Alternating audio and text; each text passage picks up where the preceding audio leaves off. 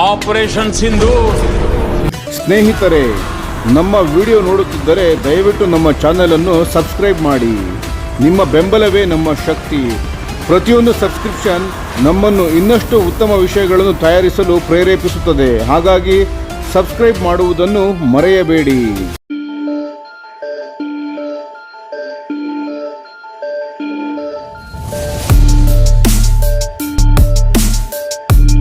ಆಕಾಶದಲ್ಲಿ ಗುಪ್ತಚಾರಿಕೆ. ಎಎಂಸಿಎ ಯುದ್ಧ ವಿಮಾನದ ಆಂತರಿಕ ಶಸ್ತ್ರಾಸ್ತ್ರ ಕೋಶಗಾರದಲ್ಲಿ DRDO ಮತ್ತು ಭಾರತೀಯ ವಾಯುಪಡೆಯಿಂದ ಕಾಂಪ್ಯಾಕ್ಟ್ ಕ್ರೂಸ್ ಕ್ಷಿಪಣಿ ಪರಿಶೋಧನೆ. ನಮಸ್ಕಾರ ಸ್ನೇಹಿತರೆ, ದೇಶ ಪ್ರೇಮಿಗಳೇ, ನಮ್ಮ ಯೂಟ್ಯೂಬ್ ಚಾನಲ್ಗೆ ಸ್ವಾಗತ. ನಿಮಗೆ 5ನೇ ತಲೆಮಾರಿನ ಯುದ್ಧ ತಂತ್ರಜ್ಞಾನದ ಇಂಟಿಗ್ರೇಷನ್ನತ್ತ ಭಾರತ ಒಂದು ಪ್ರಮುಖ ಮತ್ತು ನಿರ್ಣಾಯಕ ಹೆಜ್ಜೆಯನ್ನು ಇಡುತ್ತಿದೆ. ಇದಕ್ಕಾಗಿ ರಕ್ಷಣಾ ಸಂಶೋಧನೆ ಮತ್ತು ಅಭಿವೃದ್ಧಿ ಸಂಸ್ಥೆ DRDO ಮತ್ತು ಭಾರತೀಯ ವಾಯುಪಡೆ ಮಹತ್ವದ ಚರ್ಚೆಗಳಲ್ಲಿ ತೊಡಗಿವೆ.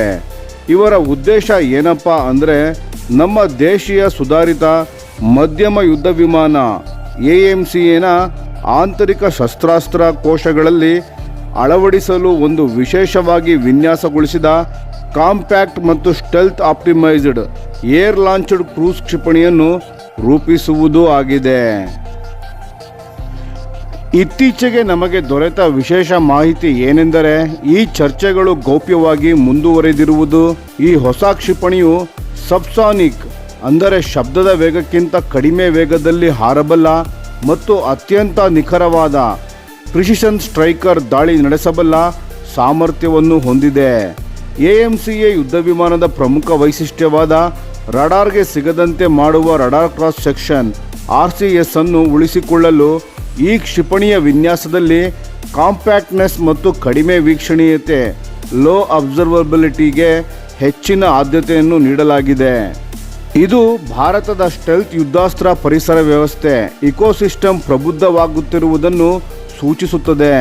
ಸದ್ಯಕ್ಕೆ ಬಳಕೆಯಲ್ಲಿರುವ Su-30 MKI-ನಂತಹ ಯುದ್ಧ ವಿಮಾನಗಳು ಮತ್ತು 2035ರ ವೇಳೆಗೆ ಸೇರ್ಪಡೆಯಾಗಲಿರುವ AMCA advanced medium combat aircraft ನಡುವಿನ ಅಂತರವನ್ನು ಇದು ಕಡಿಮೆ ಮಾಡಲಿದೆ.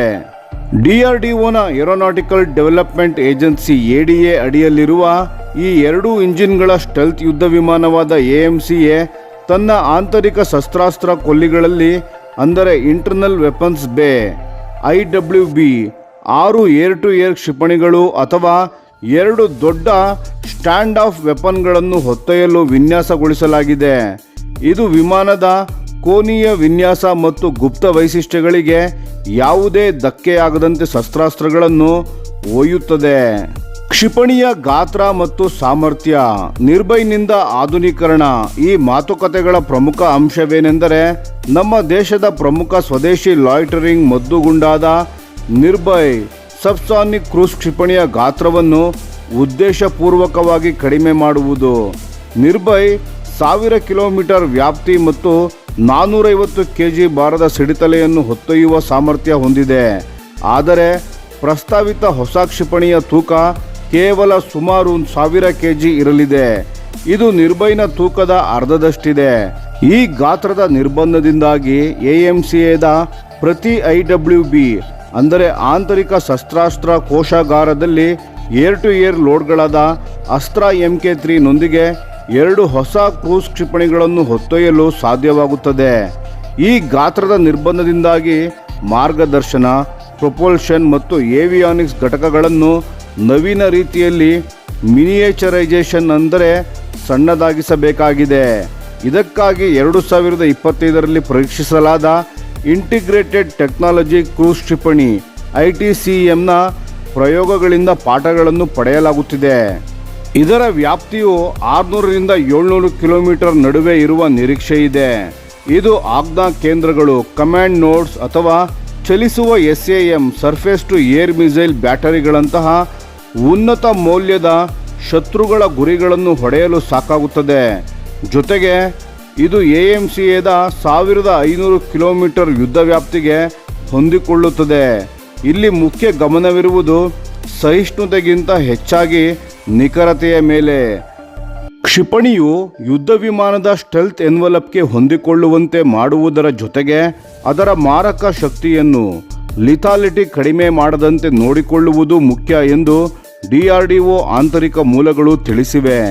200ರಿಂದ 300 kgಯ ಸಾಂಪ್ರದಾಯಿಕ ಅಥವಾ ಬಂಕರ್ ಬಸ್ಟಿಂಗ್ ಅಥವಾ ಹಡಗು ವಿರೋಧಿ ಆಂಟಿಶಿಪ್ ಪಾತ್ರಗಳಿಗಾಗಿ ವಿಶೇಷ ಸಿಡಿತಲೆ ಇರಬಹುದು ಎಂದು ಅವರು ಸುಳಿವು ನೀಡಿದ್ದಾರೆ.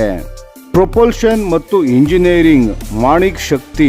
ಈ ಕ್ಷಿಪಣಿಯ ಪ್ರೊಪಲ್ಷನ್ಗಾಗಿ gas turbine research establishment GTRE ಅಭಿವೃದ್ಧಿಪಡಿಸಿದ ಸಾಬೀತಾದ small turbo fan engine STFE ಅಥವಾ ಮಾಣಿಕ್ ಅನ್ನು ಬಳಸಲಾಗುವುದು. ಈ 4.5 kilonewton non after burning turbofan engine 2021ರಿಂದ ನಿರ್ಭಯ್ ಪ್ರಯೋಗಗಳಿಗೆ ಶಕ್ತಿ ತುಂಬುತ್ತಿದೆ. ಬ್ರಹ್ಮೋಸ್ ಏರೋಸ್ಪೇಸ್ ಇತ್ತೀಚೆಗೆ DRDOಗೆ 15 STFE ಘಟಕಗಳನ್ನು ತಲುಪಿಸಿದೆ. ಇದು ಈ ಇಂಜಿನ್ ಉತ್ಪಾದನಾ ಪ್ರಬುದ್ಧತೆಯನ್ನು ಎತ್ತಿ ತೋರಿಸುತ್ತದೆ. ಗೋದ್ರೇಜ್ ಮತ್ತು ಟಾಟಾದಂತಹ ಖಾಸಗಿ ಸಂಸ್ಥೆಗಳು ಬೃಹತ್ ಪ್ರಮಾಣದಲ್ಲಿ ಉತ್ಪಾದನೆಗೆ ಸಿದ್ಧವಾಗಿವೆ.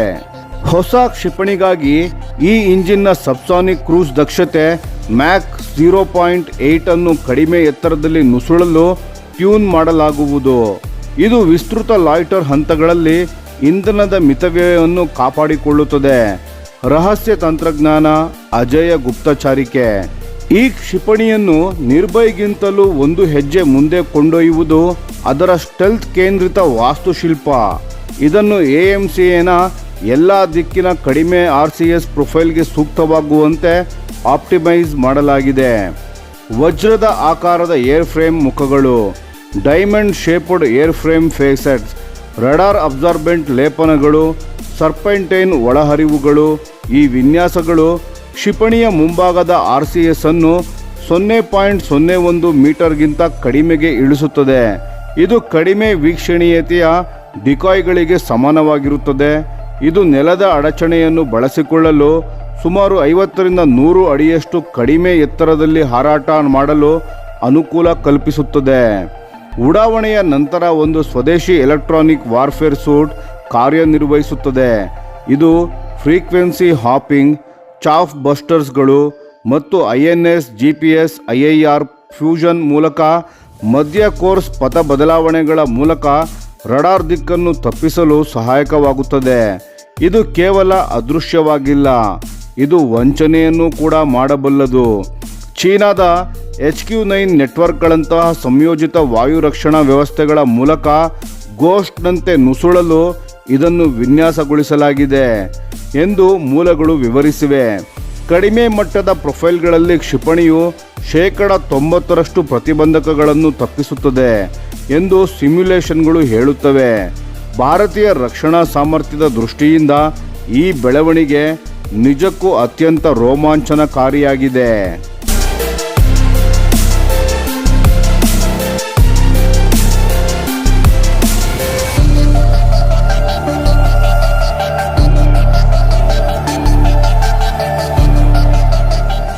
ಈ ವಿಡಿಯೋ ನಿಮಗೆ ಇಷ್ಟವಾಗಿದ್ದರೆ ಲೈಕ್ ಮಾಡಿ ಮತ್ತು ನಮ್ಮ ಚಾನೆಲನ್ನು ಸಬ್ಸ್ಕ್ರೈಬ್ ಮಾಡಿ ಹಾಗೂ ಬೆಲ್ ಐಕಾನ್ ಒತ್ತಿ. ಯಾವ ಅಪ್ಡೇಟ್ಗೂ ಮಿಸ್ ಆಗಬೇಡಿ. ಡಿಫೆನ್ಸ್ ಸುದ್ದಿಗಳನ್ನು ತ್ವರಿತವಾಗಿ ಪಡೆಯಿರಿ. ನಿಮ್ಮ ಬೆಂಬಲವೇ ನಮ್ಮ ಶಕ್ತಿ. ಭಾರತ ಬಲಿಷ್ಠವಾಗಲಿ ಎಂದು ಆಶಿಸುತ್ತಾ ಭಾರತ ಮಾತೆಗೆ ಜೈ. ಧನ್ಯವಾದಗಳು.